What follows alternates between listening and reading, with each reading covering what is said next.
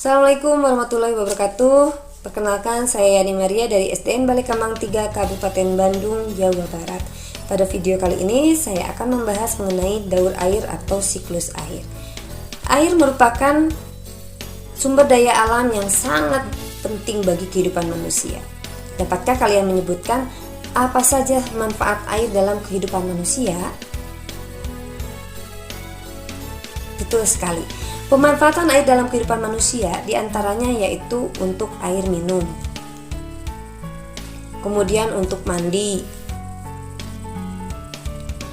untuk mencuci piring dan mencuci pakaian, kemudian untuk menyiram tanaman juga, dan masih banyak lagi kegunaan air dalam kehidupan manusia. Seolah-olah manusia tidak lepas dari air. Air banyak dipakai dalam kegiatan manusia. Pertanyaannya, apakah air akan habis? Tentu saja tidak. Kenapa? Walaupun musim kemarau, air itu akan selalu ada karena air merupakan sumber daya alam yang dapat diperbaharui, di mana air mengalami siklus. Siklus yang dimaksud adalah perputaran air dari asalnya, kemudian menjadi hujan dan kembali lagi ke tanah atau ke asalnya.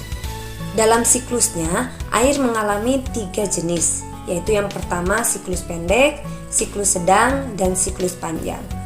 Berikut ini kita akan bahas mengenai ketiga siklus air tersebut. Yang pertama, siklus pendek.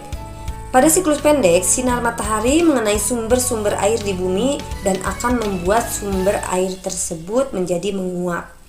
Karena penguapan tersebut, maka terjadilah kondensasi sehingga kemudian membentuk awan yang mengandung uap air.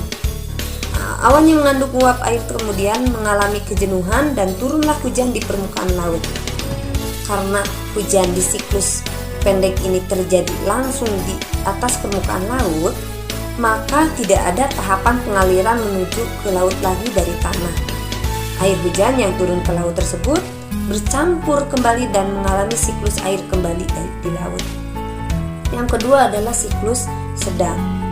Pada siklus sedang ini, matahari menyinari permukaan bumi, termasuk sumber-sumber air, baik itu di laut, di samudera, ataupun di danau. Kemudian sumber-sumber air tersebut mengalami penguapan dan terjadi evaporasi. Uap air yang telah terbentuk hasil pemanasan bergerak karena tertiup angin. Kemudian terbentuklah awan akibat pemanasan tadi. Kemudian hujan turun di permukaan daratan bumi. Air yang turun di daratan mengalir ke sungai, kemudian mengalir lagi ke laut untuk kembali mengalami siklus air. Yang ketiga adalah siklus panjang. Pada siklus matahari menyinari permukaan bumi termasuk sumber-sumber air laut sehingga mengalami evaporasi atau penguapan dan membentuk awan karena terjadinya kondensasi. Kemudian dari tumbuh-tumbuhan juga, dari pori-pori daunnya terjadi transpirasi atau penguapan dan membentuk awan juga. Kemudian dari salju dan gletser juga terjadi penguapan sehingga membentuk awan juga. Uap air yang telah terbentuk dan kemudian mengalami sublimasi. Nah, air atau uap air yang mengalami sublimasi tersebut kemudian membentuk awan-awan yang mengandung kristal-kristal es. Awan yang kemudian terbentuk bergerak ke daratan karena tertiup angin. Kemudian terjadilah hujan di atas daratan bumi atau presipitasi. Nah, air yang turun di daratan akan mengalir ke sungai, kemudian mengalir lagi ke laut untuk kembali mengalami siklus hidrologi. Nah, itulah berbagai jenis siklus air yang ada di bumi.